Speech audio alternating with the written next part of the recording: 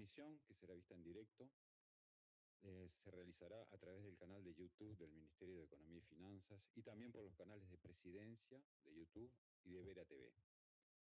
Antes de cederle la palabra a la ministra, les recordamos a los periodistas que para realizar preguntas durante y luego de la presentación, pueden escribirnos al chat de la plataforma Zoom indicando nombre y medio de comunicación.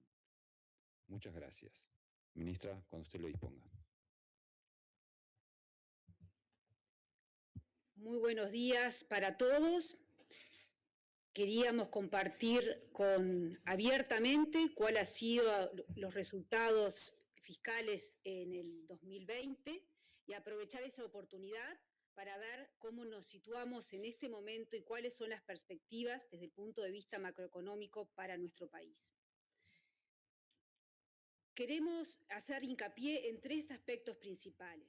En primer lugar, el año pasado el Uruguay atravesó y seguimos atravesando en este momento una pandemia sin antecedentes a nivel internacional y como respuesta para hacer frente a esa pandemia, el Uruguay, todos los uruguayos, porque en definitiva son recursos de todos los uruguayos, destinamos 1.217 millones de dólares para, perdón, 1.217 millones de dólares para hacer frente a esta pandemia. Esto equivale a unos 2,3% del producto uruguayo. Acá estoy pensando básicamente, y lo vamos a ver más adelante, en lo que fue la respuesta contundente del Fondo Coronavirus y lo que fue la respuesta de los préstamos garantizados por el Estado. Y estrictamente acá estamos considerando solamente las garantías que dio el Estado, pero eso dio lugar a mucho más préstamo. Recordemos que esta situación se dio en un contexto en el cual nuestro país perdió recaudación en el 2020 por unos 2.000 millones de dólares. A pesar de los gastos para responder a esta pandemia, se cumplieron todas las estimaciones fiscales y sin suba de impuestos.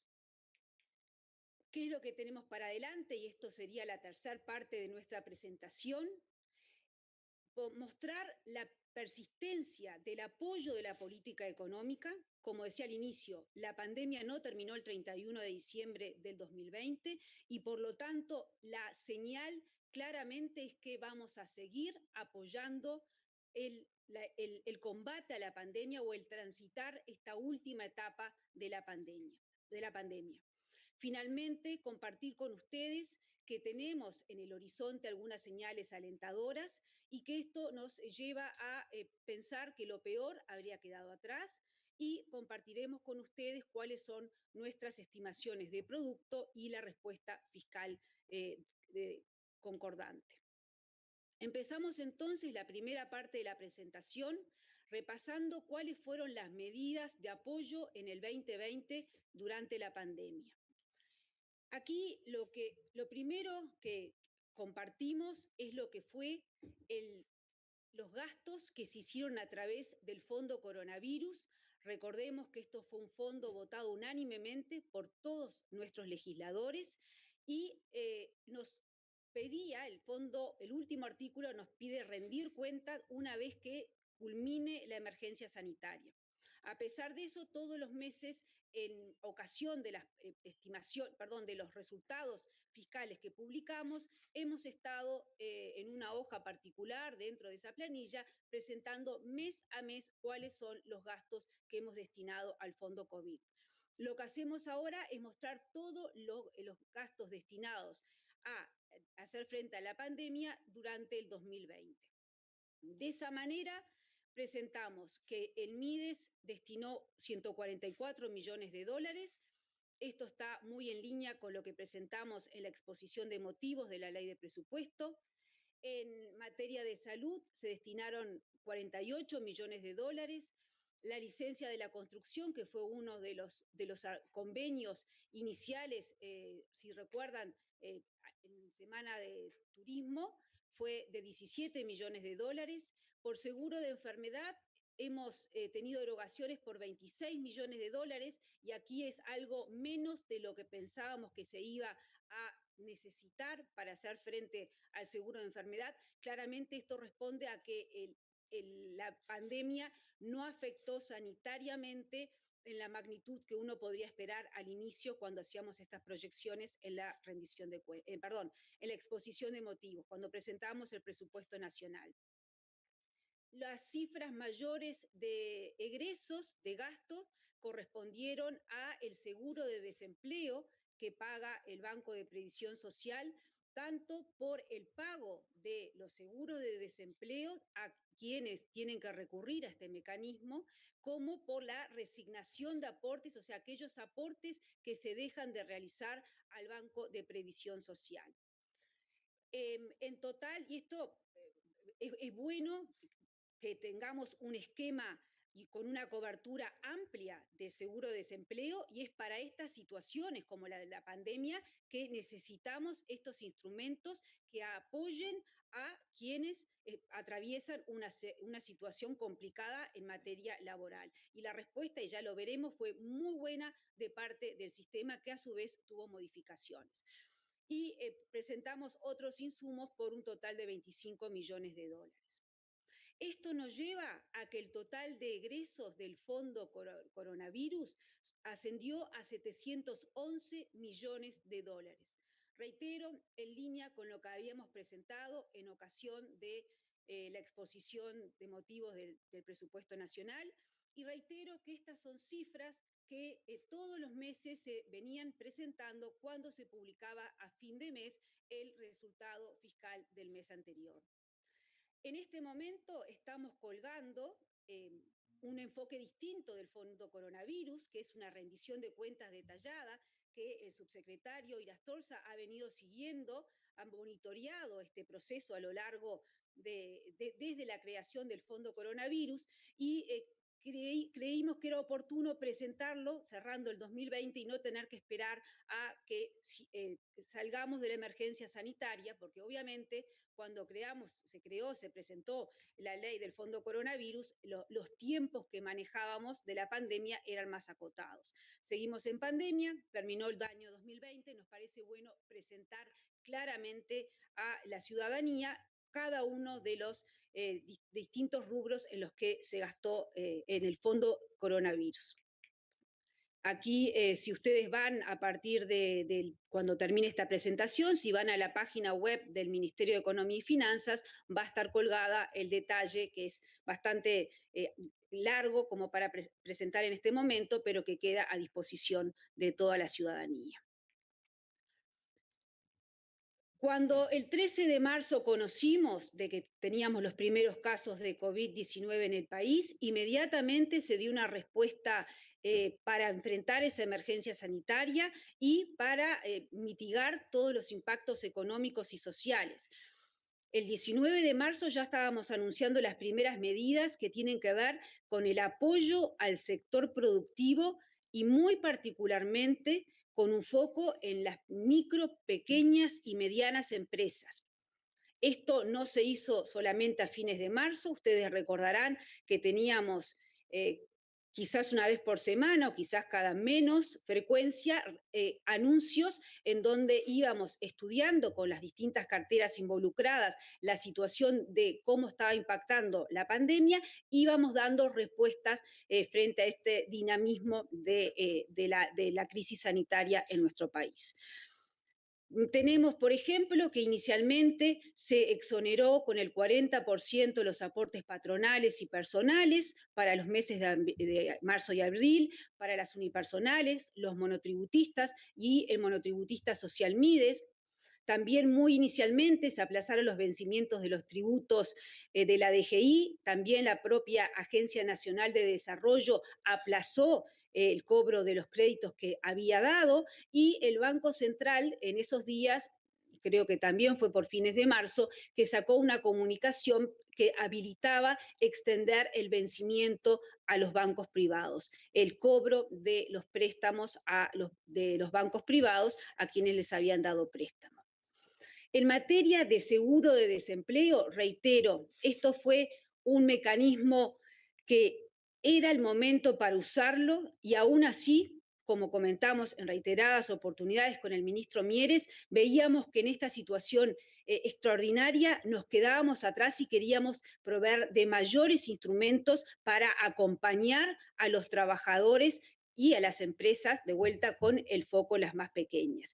Y es así que surge el esquema de seguro de desempleo flexible y el seguro de desempleo parcial. También se dan apoyos de seguro de desempleo a profesionales que no está contemplado inicialmente que tengan un seguro de desempleo. Se dieron profesionales independientes, se dieron subsidios a los monotributistas, MIDES, se dieron subsidios a través del sistema de garantía de alquileres, se dieron subsidios, entre otros, a los artistas. Se exoneraron, y ya estoy pensando en la segunda parte del año, se votó, el Poder Ejecutivo envió al Parlamento y se votaron leyes para tener exoneraciones de los aportes patronales que rigen hasta el 31 de marzo para quienes realizan transportes de escolares, para las cantinas escolares, para los organizadores de eventos, las agencias de viajes, transporte turístico, obviamente.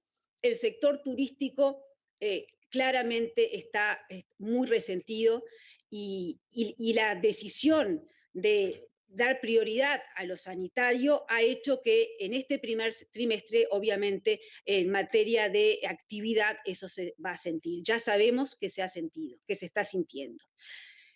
Tomamos medidas concretas sobre el final del año para apoyar a este sector turismo, como es el caso del IVA cero a la hotelería, la devolución de los puntos de IVA y medidas que tienen que ver con el arrendamiento de autos, la gastronomía, la exoneración del IRPF para quien alquila su inmueble por la temporada.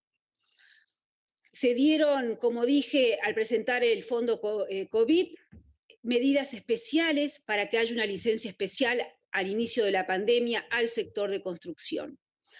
Y dejé para el final comentar en materia de apoyo al entramado de empresas, al sector productivo, lo que fue las líneas de crédito a través del sistema de garantía estatal. Ahí fue donde pusimos el foco, entendimos que era fundamental que el problema de hoy de falta de liquidez no se convirtiera en un problema de que la empresa tiene que cerrar, en un problema de solvencia. Fuimos muy cuidadosos, conjuntamente con el Banco Central, de que no hubiera un quiebre de empresas que se nos quedan por el camino. Eso era el foco. Ayudar a que las empresas, en particular las más pequeñas, pudieran transitar a lo largo de esta pandemia. Y por eso el foco entonces en dar préstamos garantizados.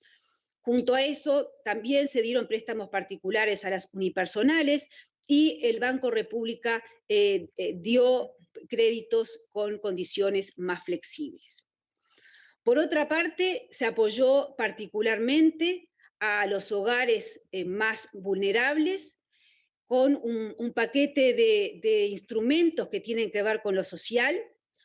Se reforzaron las tarjetas Uruguay Social, las AFAMP, y los programas de alimentación del INDA, pero también el MIDES ofreció un instrumento nuevo, que es el de las TUAP, que es una posibilidad de obtener ingresos para hacer frente a la alimentación básica.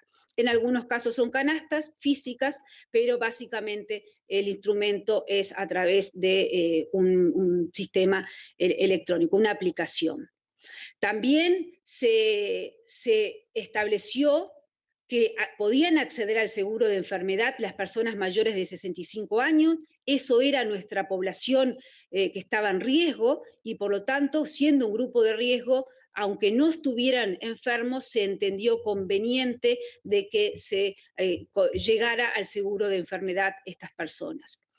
El MIDES respondió con nuevos refugios para las personas en situación de calle, situación que obviamente se exacerba durante la pandemia, y se da una cobertura transitoria a quienes, a través del FONASA, aún a quienes están desempleados en el entendido que es una crisis sanitaria y que es el peor momento para que estas personas perdieran su cobertura. Estas medidas, entonces, salvo la garantía del sistema de préstamos, se encapsularon en lo que fue el fondo, lo que es, porque sigue con vida, y como veremos en el 21 también lo tenemos, se encapsularon en el Fondo Solidario COVID-19, que nos permitió, por un lado, encerrar todos los gastos que tienen que ver con la pandemia y, por otro lado, ser muy transparentes en estos gastos transitorios que tenemos que realizar para dar respuesta a la pandemia. Veremos que fiscalmente esto también se vuelve en un instrumento muy relevante, porque nos permite esta separación, separar en una caja aparte todo lo que es transitorio y todo lo que es para hacer frente a la pandemia, separarlo de lo que es el resto del manejo de las finanzas públicas. Y eso es la manera en que nosotros vemos el manejo fiscal en este momento, lo transitorio y la caja del gasto permanente. Y sobre eso vamos a ir repasando en la presentación.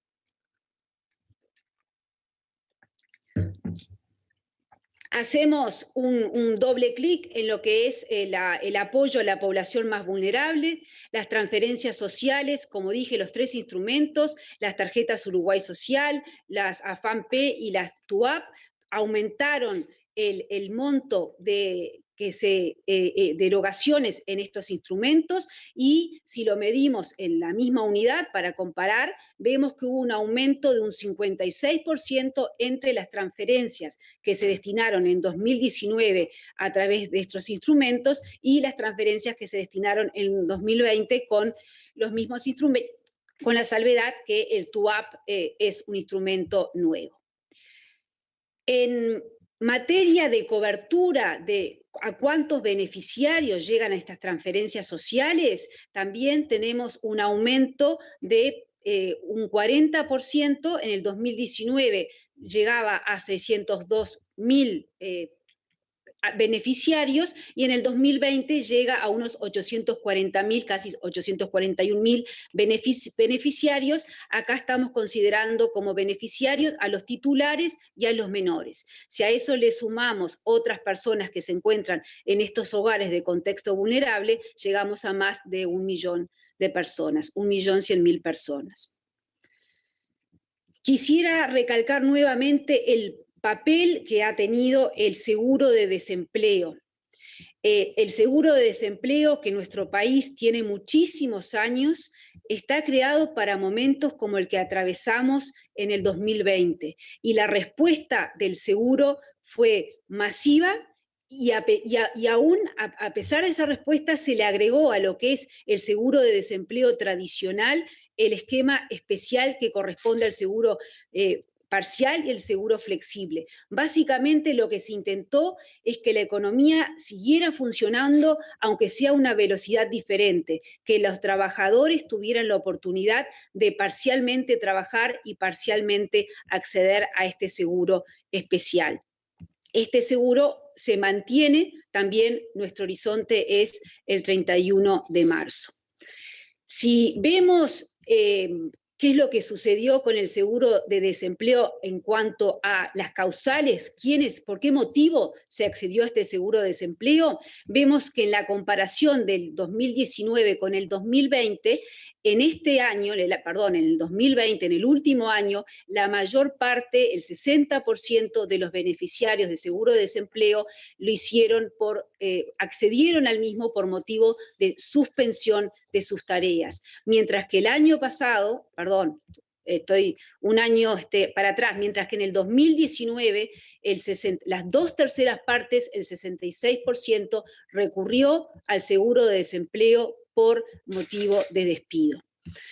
En lo que estamos observando en los últimos meses, esto lo hemos recalcado y también el Ministerio de Trabajo, es que hay el deterioro una estabilidad, diría, en la cantidad de personas que acceden al seguro de desempleo. El dato de diciembre fue un poquito peor que el de noviembre, pero esperamos que a partir del mes de noviembre estar observando una estabilidad en lo que es la cantidad de seguros de desempleo que se piden.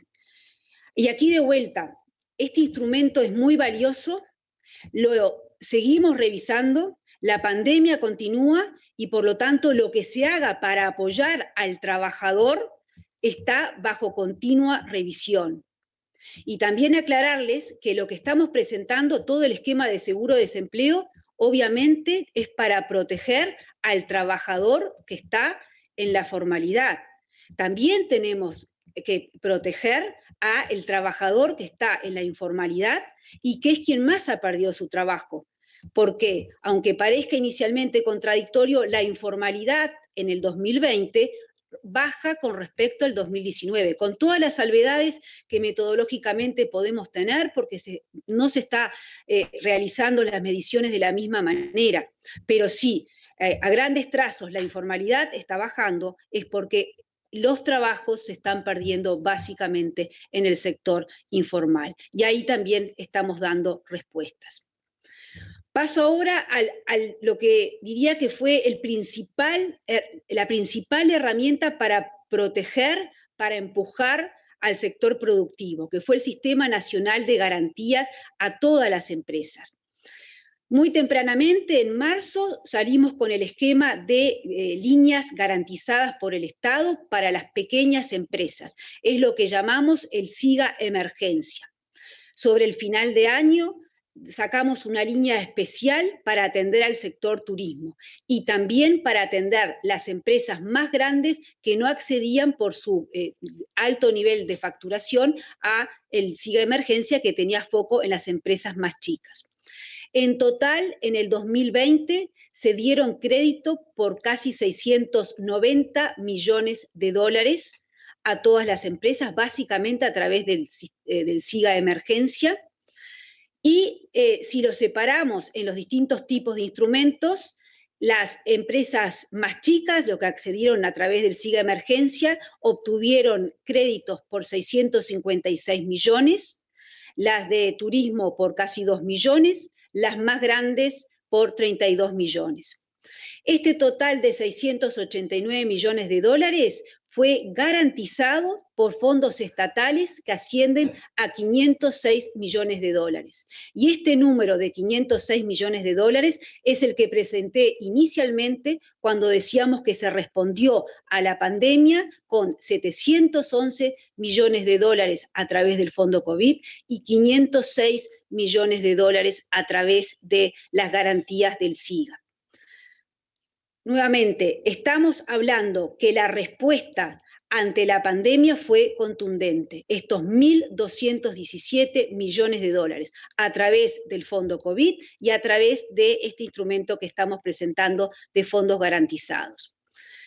La mayor parte de las garantías se dio a las microempresas. El 55% de las garantías otorgadas fue a las microempresas, el 30% a las pequeñas, el 14% a las medianas. Y si queremos ver por sector de actividad cómo se repartió este apoyo de préstamos, la mayor parte corresponde al sector comercio y al sector servicios. Volvemos al SIGA de emergencia, que fue el que desde el inicio se puso todo el foco para apoyar a las pequeñas y medianas empresas. El SIGA de emergencia llegó a 13.700 empresas que emplean aproximadamente 110.000 trabajadores. Y es importante notar que el 20% del total de las empresas pequeñas del país accedieron a este instrumento y el 26% de las empresas medianas accedieron a este instrumento. Este instrumento adicionalmente se da de la mano de una baja notoria en las tasas de interés, tanto en moneda nacional como en moneda extranjera, lo que es fundamental para que no solo se pueda acceder al crédito, sino que ese crédito se pueda pagar cuando empiece a reactivarse la economía. Este apoyo contundente a la pandemia no impidió que se cumplieran las previsiones fiscales.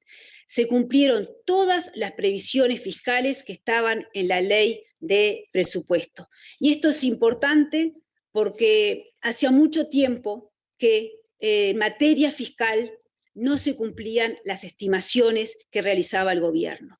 A pesar de que tuvimos un contexto muy adverso a nivel internacional, a pesar de que no se dudó en, no se escatimó en los recursos que había que dar para hacer frente a la pandemia, todas las estimaciones y los objetivos fiscales se cumplieron.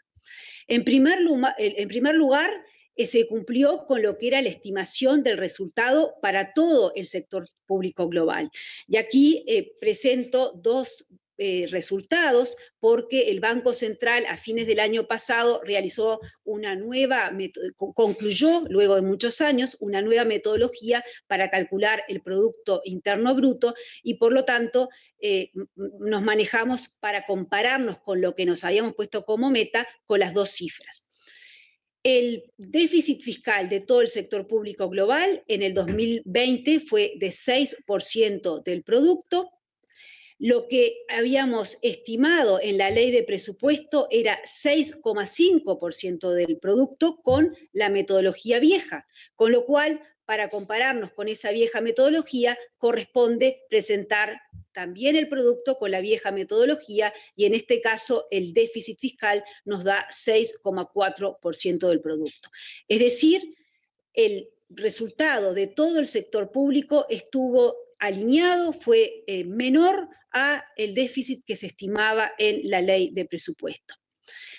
Si en vez de mirar todo el sector público vamos únicamente al gobierno central, que es el más grande y el que más se ha deteriorado en lo que es todo el resultado global, también observamos un cumplimiento en la estimación fiscal. En el 2020, el resultado del déficit fiscal solo del gobierno central BPS fue de 5,8% del producto. Nuevamente, nuestra estimación en la ley de presupuesto era de 6,6, el resultado con esa misma metodología de producto fue 6,3. O sea, estimamos 6,6 de déficit del gobierno, el resultado comparable fue de 6,3%. Nuevamente, entonces, se cumplió con la estimación fiscal. Es importante entender que no solamente nos importa el resultado observado, el común y corriente, el nominal que estamos acostumbrados, sino que hemos puesto un foco especial en la regla fiscal que hemos presentado en la Ley de Urgente Consideración, en separar lo que es permanente de lo que es transitorio. Acá es como que tenemos dos cajas que manejamos de manera distinta. Lo permanente es lo que nosotros llamamos el resultado estructural, y lo transitorio es lo que, porque estamos en un momento económico de auge o de recesión, hay que limpiar ese efecto. No siempre se va a recaudar mucho o no siempre se va a recaudar menos porque estamos en recesión, hay que sacar ese efecto, y lo mismo los efectos extraordinarios, que son de una sola vez y que no van a darse siempre, como claramente en el 2020 ha sido la pandemia. En materia, entonces, de resultado estructural, que reitero es el resultado fiscal, donde sacamos lo que es el ciclo económico y todo lo que es extraordinario. Ahí, en el 2020, el resultado estructural para el gobierno central fue de 4,1%, con lo cual tenemos, y esto está totalmente alineado con lo que se presentó en el presupuesto nacional, y tenemos del 2019 al 2020 una mejora en el resultado estructural de 0,4 puntos porcentuales, que es, diría que el doble, Marcela, de lo que estábamos estimando en la exposición de motivos de la ley de presupuesto. O sea que también el resultado estructural se cumplió, y bastante más de lo que se esperaba y lo que se proyectó en la ley de presupuesto. Esto que llamamos resultado estructural es uno de los ejes, de los pilares de la regla fiscal, de la nueva institucionalidad fiscal que hemos presentado. Otro eje que hemos presentado para vigilarnos, controlarnos, monitorearnos cuál es nuestra conducta fiscal, es el ponerle un límite al gasto total, excluyendo los intereses, del gobierno central.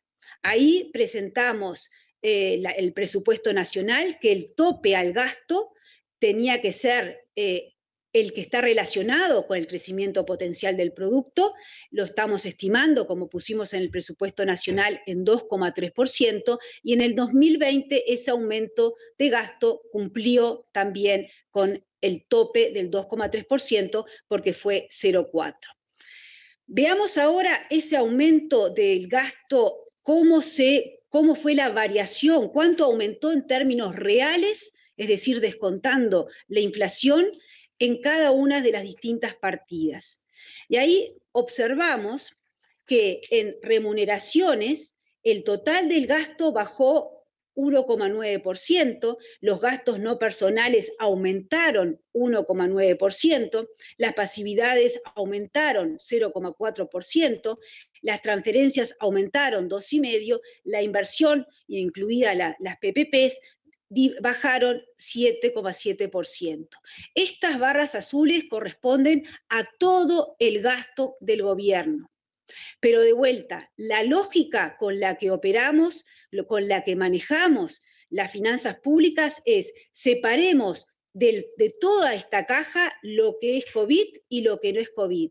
Entonces, si dejamos de lado lo que ha sido los gastos asociados al COVID y vamos y nos centramos en el gasto sin COVID, las variaciones son las que presentamos en las barras grises. Ahí las remuneraciones bajan menos, porque obviamente hubo remuneraciones que estuvieron asociadas a la pandemia, y eso lo van a poder ver bien en detalle en la planilla, en la tabla del Fondo Coronavirus. En lo que se refiere a los gastos no personales, si dejamos de lado el COVID, hubo una caída real de 7%, que es bien importante. De vuelta, recordemos, estamos dejando de lado lo que es la atención a la pandemia. Del resto, de lo que hemos llamado de otra manera estructural, dijimos que teníamos que ser más eficientes, se fue más eficientes. Y esos gastos no personales bajaron un 7% en términos reales, como también las inversiones bajaron un 7,7%, y como también las transferencias, ya sin considerar el COVID, bajaron 4,2%. Esta evolución de los egresos sin considerar la pandemia nos muestra que el gobierno central ahorró en el 2020 el equivalente a 380 millones de dólares. Y ahí podemos hacer los paréntesis necesarios con los colegas o con quien quiera hacer de cómo se calcula este número, porque lo importante era no considerar el aumento, obviamente, del dólar, del tipo de cambio que hubo en el 2020, con lo cual se llevó todos los valores a el año 2019 para que no se ensucie del efecto de tipo de cambio. Si al gobierno central le sumamos lo que sucedió en las empresas públicas, que ahorraron 280 millones de dólares, llegamos a que el ahorro total de todo el sector público global en el 2020, sin considerar los recursos para atender la pandemia, fue de 660 millones de dólares. Reitero el concepto con el que manejamos las finanzas públicas. La caja del COVID, la caja de lo transitorio, va por un lado, que no es la que estamos presentando acá. La caja sin COVID, lo que es permanente, lo que es estructural, ahí es donde tenemos el foco: ahorrar, a ser más eficientes. Pero mejorar lo estructural no nos puede llevar a descuidar lo transitorio. Y lo transitorio, vamos a ver al final, es seguimos dando recursos para enfrentar la pandemia, hoy damos una cifra y esto está a revisión porque la pandemia, lamentablemente vemos que creemos que estamos viendo el final, pero tenemos que ser muy cautos en no ponerle nosotros la fecha de vencimiento desde el Ministerio de Economía sin saber exactamente cómo va a evolucionar lo sanitario, lo económico y lo social. Vuelvo a la regla fiscal. El tercer pilar de la regla es cuánto puede endeudarse el gobierno central. En el presupuesto nacional, el artículo 696, decíamos que el gobierno central podía endeudarse por 3.500 millones de dólares, y acá sí, no hay separación de caja en estructural y transitorio, esto es todo el endeudamiento, y el endeudamiento fue por 3.120 millones de dólares, con lo cual se cumplió el tercer pilar de la regla fiscal. La deuda neta aumentó, la deuda neta del gobierno central en términos del producto aumentó unos 11,5 puntos porcentuales, totalmente en línea con lo que se estimó en la ley de presupuesto, en la exposición de motivos, y ese aumento de 45% a 56,6% de deuda neta se divide mitad por lo que es el endeudamiento neto, que viene a ser la contraparte del déficit fiscal, y mitad por efectos de valuación. Finalmente, el manejo fiscal, con esta doble caja que menciono, lo permanente, con ese foco a mejorar el resultado estructural, y lo transitorio a través del Fondo Coronavirus, básicamente de dar lo que se necesite, permitió que Uruguay retuviera el grado de inversor, y ahí tenemos presente las distintas calificadoras, las 5 agencias de calificación y la nota con la que tienen a Uruguay. La última novedad fue el mes pasado, hace unos días, en donde la calificadora canadiense DBRS mantiene la nota de Uruguay. A nivel de riesgo país, a nivel de cuánto se le pide a Uruguay que pague en relación a cuánto se le pide al resto de los países emergentes que paguen cuando contrae deuda, el Uruguay tiene lo que se llama un spread, una comparación entre lo que paga Uruguay y su referencia, que son los instrumentos de Estados Unidos, que es muy baja, como podemos ver en esa comparación internacional.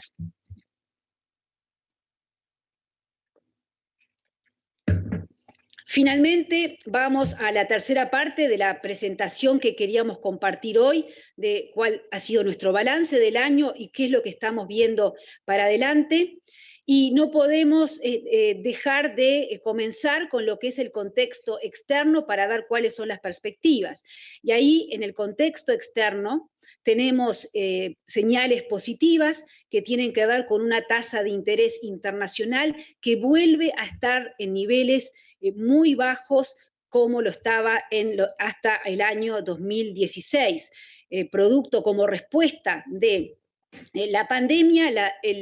La política monetaria en Estados Unidos ha llevado a que las tasas de interés estén en unos niveles sumamente bajos.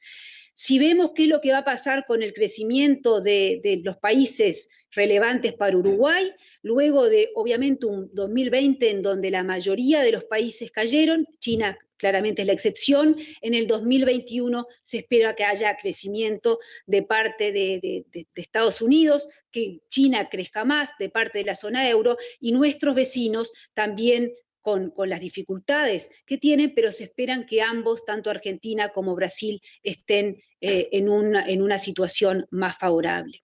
También la tendencia reciente de los precios de los commodities sería una señal positiva para nuestro país.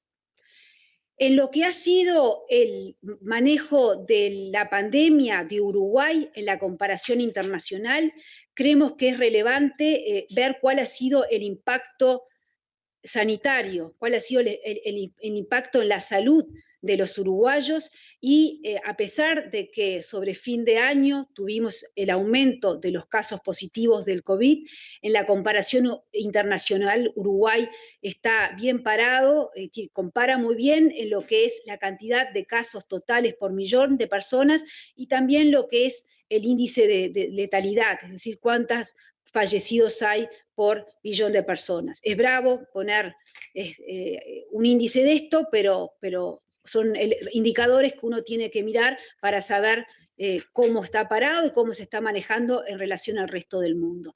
Y si uno ve cómo se ha manejado en el país la pandemia, y ya no desde el punto de vista de la opinión desde el gobierno, sino desde el punto de vista objetivo, aquí tenemos un indicador que, realizado por un instituto australiano, en donde nos muestra, en este indicador resume distintos elementos de manejo de la pandemia y Uruguay a nivel de Latinoamérica califica en primer lugar y a nivel mundial está muy bien posicionado. ¿Cuál es la contracara de este manejo de la pandemia? La contracara es que en un país donde la movilidad ha permanecido, en donde desde el inicio se ha optado por no ir a una cuarentena general, donde se ha apostado a que los motores de la economía sigan funcionando, bueno, la caída para el 2020 del producto de Uruguay es menor a lo que sucede en el resto de América Latina, la excepción es Brasil y Paraguay. Pero en esa comparación internacional, Uruguay tiene un impacto menor. Y aquí el dato que estamos presentando es la caída del producto en el 2020.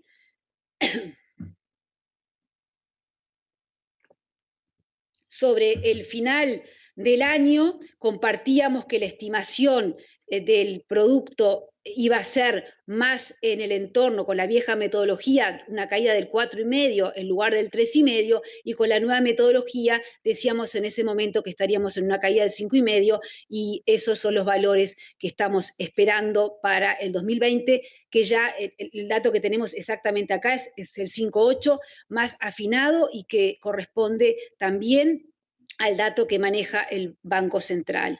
Ahora, el 2020, esta caída ya sucedió, obviamente lo que nos queda es poder medirla, y aquí lo importante es que lo que sí ya tenemos claro son cómo evolucionó el empleo, que es la variable más importante para nosotros, y el empleo tuvo una caída muy en línea con lo que esperábamos en la ley de presupuesto, y cómo evolucionan los datos fiscales que, como comentamos, se cumplió con todas las estimaciones fiscales. Es decir, esos son los números visibles. El empleo, que es la variable que nos interesa, y el déficit fiscal, las distintas mediciones de déficit fiscal, que son cifras que se puede recabar fácilmente. Ya estamos viendo algunos indicadores en materia económica y en materia de expectativas que nos dirían que lo peor habría quedado atrás. En materia de recaudación vemos una estabilización en lo que es la variación interanual de la recaudación. Esto no quiere decir que no haya algún mes de valores negativos, no se va a estabilizar de un día para el otro, pero la tendencia, si uno mira desde lo que es la gran caída en mayo del 2020, uno esperaría que se esté recuperando gradualmente la recaudación.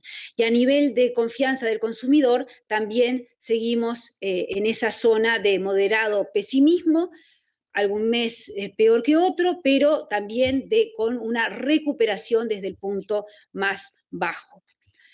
Vemos también como auspiciosos algunos indicadores en el mercado laboral, como decía, la tasa de empleo, el empleo que baja mucho al inicio con la pandemia, logra recuperarse y a lo largo del año tiene esta recuperación. De vuelta, podemos tener algún mes de empeoramiento, pero básicamente lo que estamos observando es un aumento de la tasa de empleo y un aumento de la tasa de actividad, es de la oferta de quienes salen a ofrecer su trabajo. Claramente esto no quiere decir que el 2020 fue un año bueno en materia de empleo. Lo que en nuestro punto es que, en primer lugar, se dieron todos los instrumentos para apoyar a que se mantenga ese empleo. Estoy pensando básicamente en el mecanismo del seguro de desempleo, de apoyar a esa persona que no puede recibir el ingreso del trabajo, y todos los instrumentos para lograr que esas empresas sigan funcionando, como es el caso de los préstamos. La caída de empleo que hubo en el 20 estaba en línea con lo que estimamos en el presupuesto nacional. También vemos como una señal positiva la demanda de combustible. Este indicador es muy volátil, pero lo que estaríamos observando es una mejora desde el peor momento de la pandemia. No podría finalizar las menciones económicas sin dejar de decir una vez más que se trabaja muy consistentemente la política fiscal que hemos presentado, la política monetaria y la política de ingresos para recuperar la competitividad.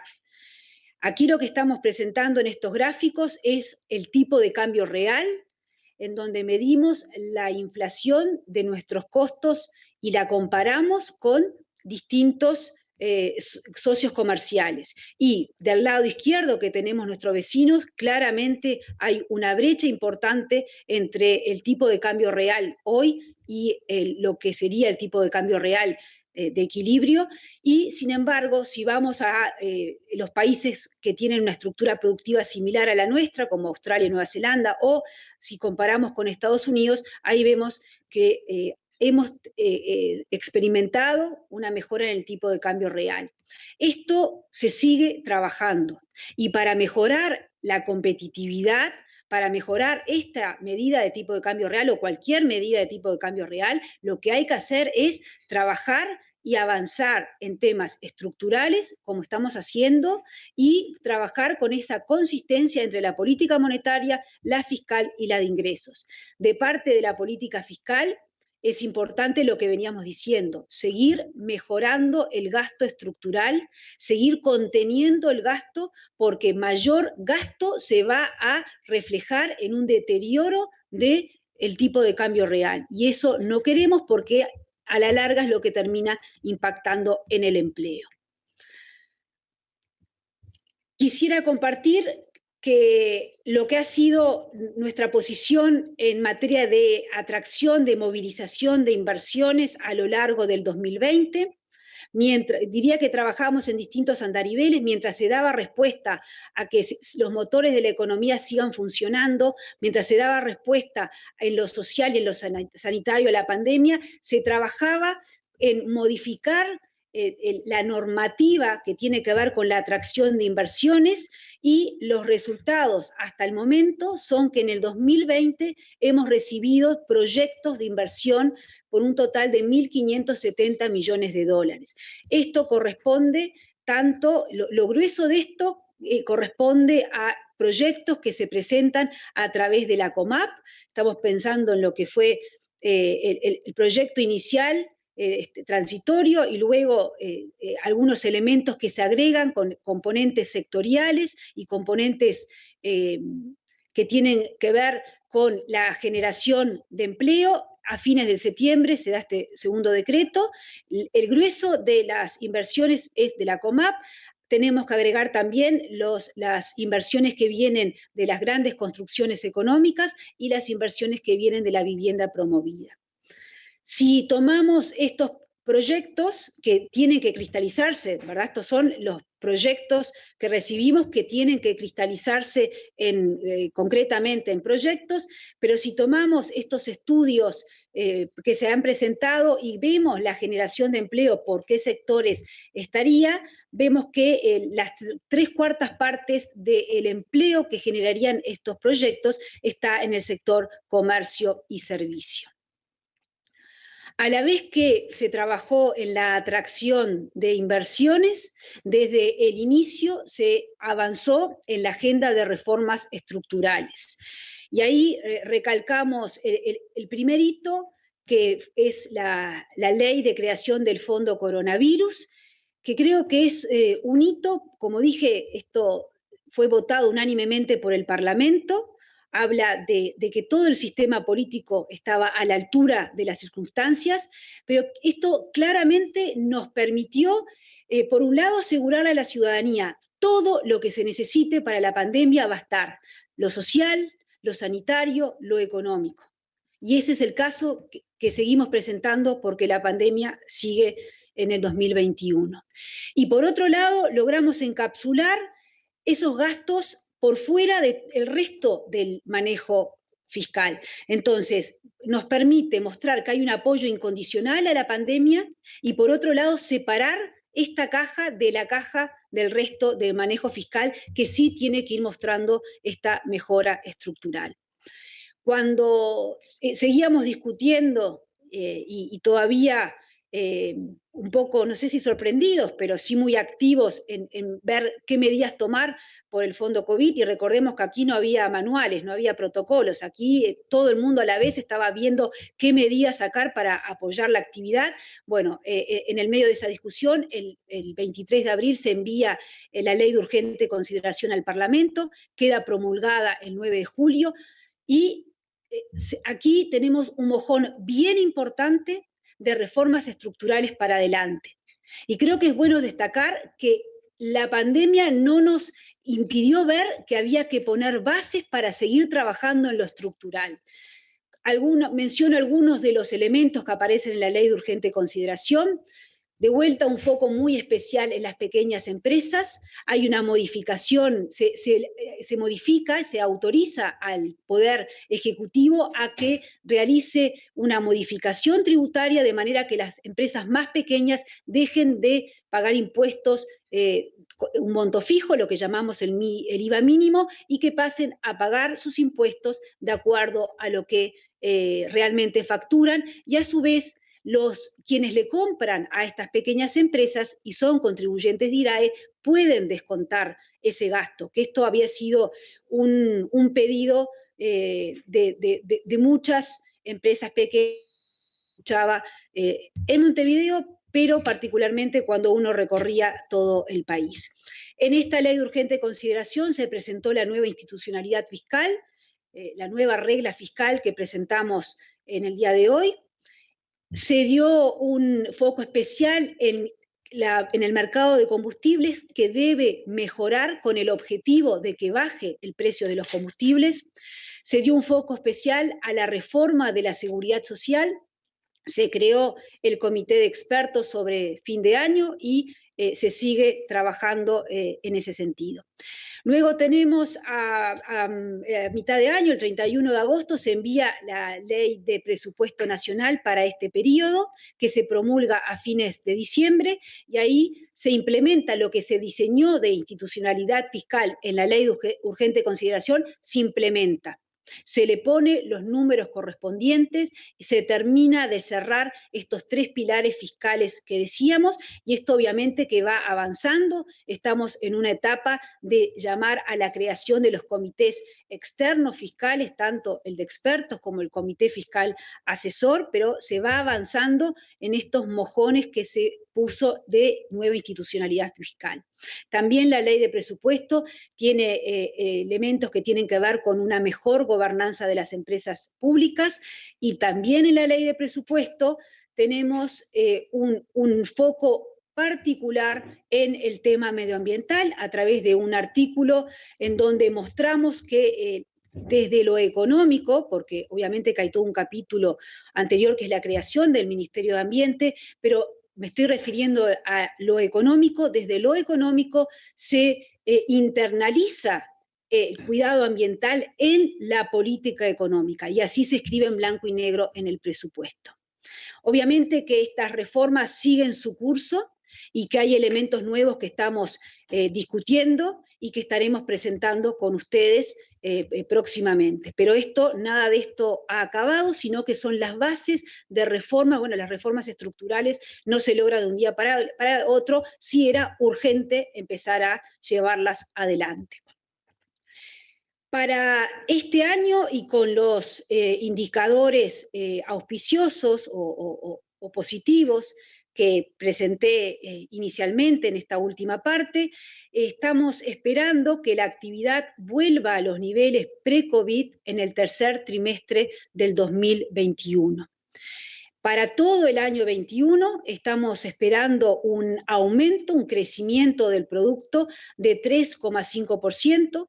Esto es menos crecimiento de lo que habíamos proyectado en la ley de presupuesto, en donde uno no esperaba que el COVID persistiera en el 2021, y más de la mitad de la diferencia en esta estimación viene por el sector turismo, que obviamente es conocido las dificultades que tiene, y las medidas de cierre de frontera exacerba un sector que venía con sus dificultades ya a lo largo del año. Pero en particular el primer trimestre del 2021 va a tener el efecto negativo en el sector turismo, que ya está incorporado en este crecimiento de 3,5%. ¿Y qué es lo que esperamos entonces en materia de las finanzas públicas? Para el sector público global esperamos en el 2021 un resultado de 4,3% de déficit fiscal en términos del producto, y para el gobierno central, para el 2021, esperamos un resultado de 4,1% de déficit fiscal en términos del producto. Este resultado fiscal es peor, es mayor al que teníamos estimado en la Ley de Presupuesto Nacional, porque la pandemia en el 2021 siguió. Y la explicación de ese deterioro en el resultado fiscal está en el fondo coronavirus, que durante el 21 continúa. Lo estamos estimando hoy lo estamos estimando en unos 540 millones de dólares, y digo el hoy y con ese énfasis porque esto es dinámico. Nosotros no tenemos la fecha de caducidad del fondo coronavirus, del fondo coronavirus no lo tenemos, pero de la pandemia del coronavirus en el Uruguay. Entonces, hoy nuestra estimación es de 540 millones de dólares.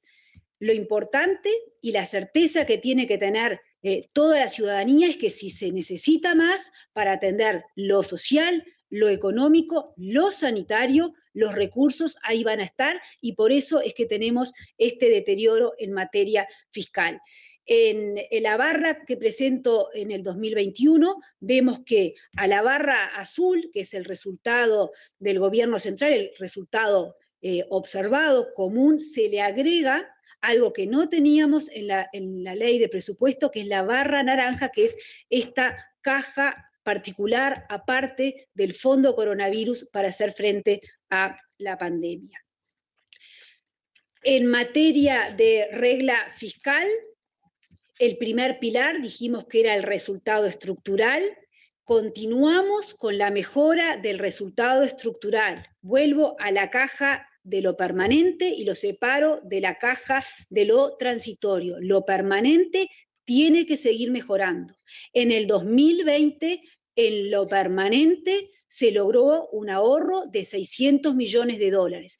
En el 2021 se tiene que seguir mejorando lo estructural, se tiene que ser más eficiente. Y esto es la mejora que presentamos, que estamos esperando y que estamos compartiendo hoy con ustedes. siguiente momento de compartir las proyecciones va a ser en la rendición de cuentas a mitad de año. El segundo pilar fiscal tiene que ver con el tope de gasto. Recuerden que dijimos que habíamos puesto un máximo para el aumento de la totalidad del gasto y para el 2021 esperamos que el gasto total tenga una leve caída. Y el tercer pilar, que es el endeudamiento del gobierno central. Aquí, hoy, las cifras que estamos publicando son de una proyección de aumento de la deuda neta del gobierno de 2.243 millones de dólares. Hoy, esta estimación es menor a lo que indica el artículo 696 de la Ley de Presupuesto. Esto sería lo que antes llamábamos la Ley de Tope de Endeudamiento. Bueno, en el 2020 mostramos su cumplimiento y en el 2021 lo que nosotros estimamos o no dejamos la posibilidad de que recurramos a la existencia de pandemia. Hay un artículo, el 699, que nos dice, en caso de haber situaciones extraordinarias, se puede aumentar en un 30% ese aumento del endeudamiento. Con las proyecciones hoy no tendríamos que acudir a ese artículo, pero la realidad es que como este endeudamiento es todo, y no separamos lo estructural de lo permanente, perdón, de lo transitorio, si lo transitorio tiene que ser más, se acudirá a el artículo que nos permite tratar como extraordinario lo extraordinario y aumentar el endeudamiento por existencia de este factor extraordinario. Finalmente, recapitular que hemos cumplido con todas las previsiones fiscales. En la ley de presupuesto teníamos un resultado fiscal de 6,6 y el valor efectivo fue de 6,3%. En la ley de presupuesto hablamos de una mejora del resultado estructural de 0,2 puntos porcentuales y fue 0,4 puntos porcentuales. Hablamos de que el gasto primario no podía aumentar más que de determinado tope y hablamos de que no podía, y estimamos que iba a aumentar un 0,7 y aumentó un 0,4. Hablamos de que el nuevo tope de deuda, el endeudamiento del gobierno en términos netos, no podía ser más de 3.500 millones de dólares y fue 3.120 millones de dólares.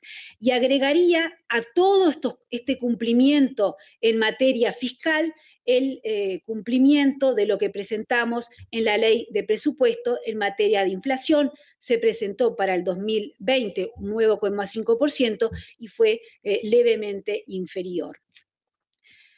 Finalizo entonces volviendo a lo que decía al inicio.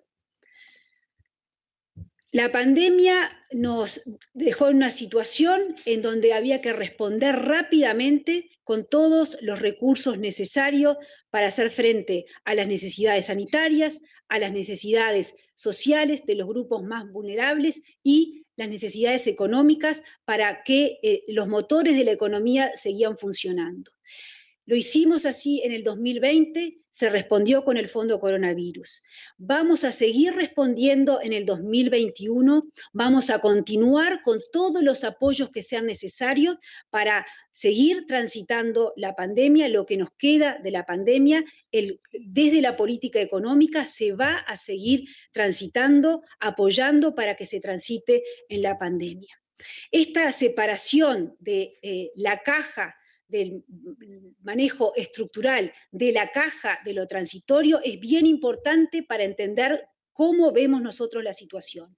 Lo que es permanente tiene que seguir mejorando como mejoró en el 20, pero lo que es transitorio, y acá ubicamos básicamente el apoyo a través del Fondo Coronavirus a la pandemia, tiene que continuar y va a continuar. Vamos a continuar con ese apoyo para lograr mayor crecimiento, para lograr aumentar el empleo, que es lo más importante, y en definitiva lograr que todos tengamos mayores oportunidades, que ese es el foco. Si somos capaces hoy de dar ese apoyo, ese respaldo en atravesar la pandemia es porque en lo estructural hemos sido muy cuidadosos, muy prudentes. El manejo prudente de lo estructural es lo que hoy nos permite, nos pone en una muy buena posición para dar todo el apoyo que sea necesario. Y no puedo terminar sin antes apelar a todos los uruguayos a pedirle que nos queda muy poco para transitar el final de la pandemia, que sigamos todos haciendo el esfuerzo de cuidarnos, cada uno con las medidas de sus posibilidades, pero que si no nos cuidamos, entonces el impacto de la salud, lo que hemos logrado en materia sanitaria va para atrás y todo lo que les estamos presentando hoy también tendría un impacto negativo. De nuestra parte, como equipo de política económica del Ministerio de Economía y Finanzas, vamos a seguir trabajando con mucha prudencia y con mucha responsabilidad, buscando, como decía, el crecimiento, el mayor empleo y, en definitiva, que todos tengamos mayores y mejores oportunidades. Con esto dejo la presentación y, José, escuchamos las indicaciones para recibir las preguntas. Muchas gracias, ministra. De las varias preguntas que han llegado, hemos seleccionado algunas que nos parecen representativas, entre ellas la que dice, teniendo en cuenta estas medidas que viene implementando el gobierno, ¿cómo evalúa la opinión del ex ministro de Posadas, que declaró en estos últimos días que Uruguay necesita un plan fuerte del estilo Plan Marshall y qué inversión exigiría ese plan? Muchas gracias por esta primera pregunta. En primer lugar, vuelvo a lo que dije a lo largo de la presentación. Nosotros tenemos que separar lo que es el manejo de esta caja estructural de lo que es el manejo de lo transitorio. Si nosotros entendemos que hay que agregar más elementos transitorios para darle un mayor énfasis particularmente a las pequeñas empresas, si hay que dar algún apoyo adicional en lo que es la inversión, lo vamos a hacer. Pero acá lo más importante es distinguir la caja de lo estructural de la caja de lo transitorio. En segundo lugar, creo que la palabra de Plan Marshall es muy marketinera, porque realmente cuando uno ve lo que ha sido, cuando uno lee la carta que hizo un medio de prensa de Posadas, el foco está en la inversión pública-privada, pero sobre todo en las reformas estructurales. Y acá no se puede pensar en un mayor crecimiento si no avanzamos en las reformas estructurales. Por eso es tan importante las reformas que presentamos y el compartir que estas reformas obviamente no se agotan en el 2020, seguimos trabajando en estas reformas y vamos a dar a conocer más detalles, pero lo que se empezó en el 2020, las bases que se dieron en la Ley de Urgente Consideración, en el presupuesto nacional, todo el trabajo que se ha hecho en la Comisión de Expertos en materia de combustibles y que hace unos días se envió, el Poder Ejecutivo enviamos al Poder Legislativo una propuesta de reforma, todo lo que se está trabajando en la fase de diagnóstico de las reformas de seguridad social, todo eso tiene que continuar. Sin reformas estructurales no podemos pensar en que vamos a tener un mayor crecimiento. Muchas gracias, ministra. Otra consulta dice, ¿qué respuesta tiene a la opinión pública de algunos analistas económicos que señalan que las proyecciones del gobierno fueron muy optimistas? ¿Está previsto revisar las proyecciones de crecimiento del PBI para el 2021? Creo que la pregunta hay que ser honesto, debe haber caído en la mitad de la presentación. No es que la persona se durmió al final y no lo escuchó. Pero primero voy a, José, perdón, ¿cómo decía la pregunta? Decía, ¿cuál es la opinión acerca de algunos analistas que señalaron que las proyecciones del gobierno fueron muy optimistas? Bien, me quedo con esa parte. Cuando nos dijeron que las proyecciones eran muy optimistas, cuando se presentó la ley de presupuesto nacional, dijimos que las proyecciones eran realistas y que era la mejor estimación que nosotros podíamos hacer con la información que teníamos. Acabo de mostrar el TIC en todas las proyecciones fiscales. O sea que claramente no eran proyecciones optimistas, sino que fueron proyecciones que en su totalidad se cumplieron. Se cumplió la estimación del resultado observado fiscal, se cumplió la mejora en el resultado estructural, esta segunda caja de lo permanente, se cumplió el aumento de gasto, el tope de aumento de gasto, se cumplió el endeudamiento neto del gobierno central. Y además agregamos que se cumplió con la inflación. O sea que esa primera parte no considero que sea así. Y la segunda parte, con respecto al 2021, tenemos algunos indicadores que hemos compartido, que nos hablan de que lo peor habría quedado atrás, y tanto por los elementos como es la trayectoria de la recaudación, lo que es la demanda de combustibles, lo que está pasando en el propio mercado laboral, uno esperaría un crecimiento de manera que en el tercer trimestre del 2021 estemos en el mismo nivel del 2020. Para todo el 2021, como dije al final de la presentación, estamos estimando un crecimiento de 3,5%. Y hablo ahora siempre en nueva metodología de Producto Interno Bruto. La vieja metodología la puse al inicio para que sea bien clara la comparación de nuestras estimaciones con los resultados y mostrar claramente de que se habían cumplido. Gracias, ministra. Otra consulta viene acerca de los motivos por los que se resolvió modificar la referencia del IPC al índice medio de salarios para calcular las BPC, las bases de prestaciones, considerando que afecta la capacidad de compra de los salarios y jubilaciones en un contexto en el que el mercado interno puede tener una retracción. Agradezco mucho esta pregunta porque me parece muy importante aclarar. Cuando se optó, la base de prestaciones y contribuciones puede aumentar por el índice medio de salario o puede aumentar por la inflación.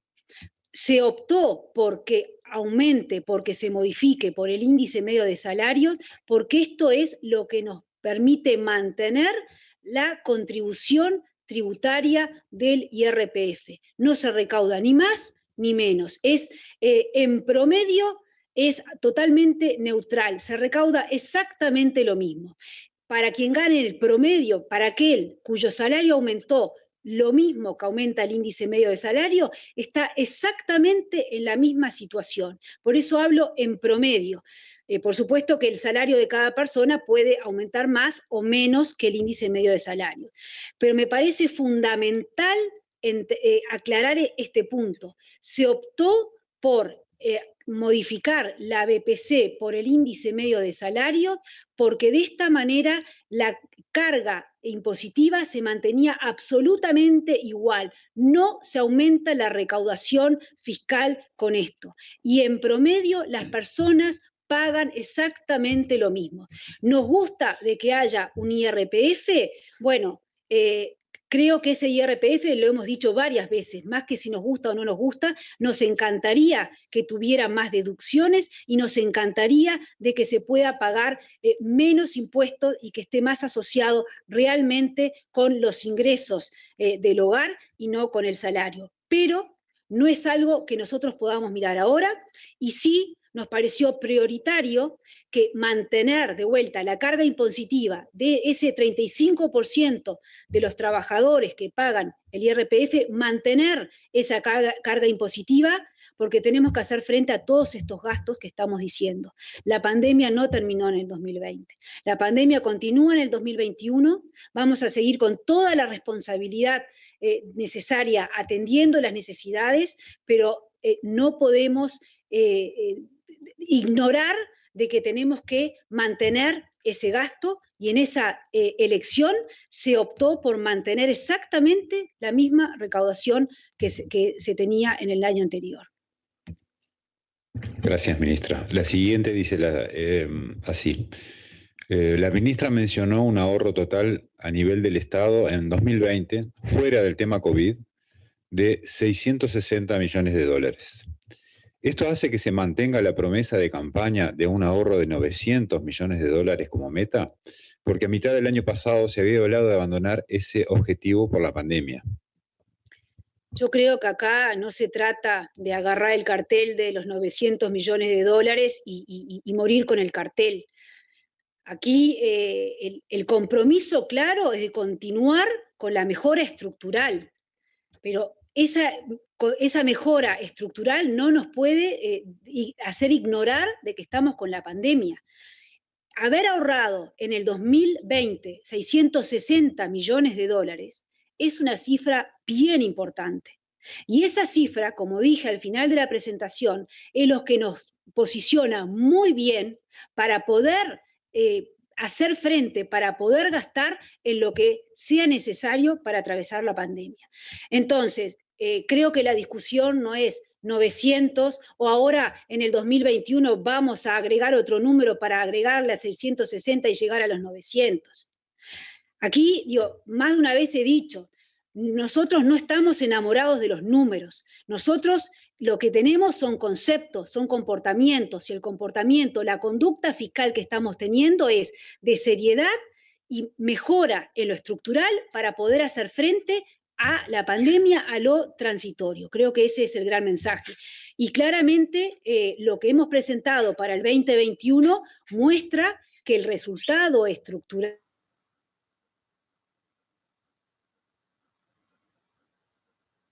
de 4 puntos porcentuales, en el 2021 lo que estamos presentando es una mejora todavía más significativa. O sea que sí va a haber ahorro, pero creo que no va por comparar con 900 o no, sino cuál es la filosofía de la conducta fiscal. Muchas gracias, ministra. Hacemos la última, si le parece. Perfecto. Y dice así, ¿qué sectores de la economía ven con mejor...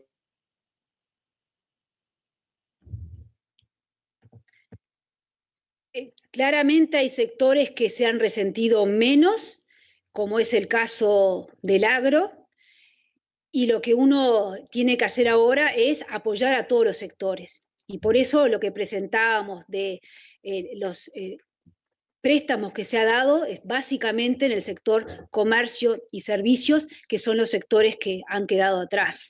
Uno desearía que todos los motores estén encendidos y que no sea únicamente algún sector.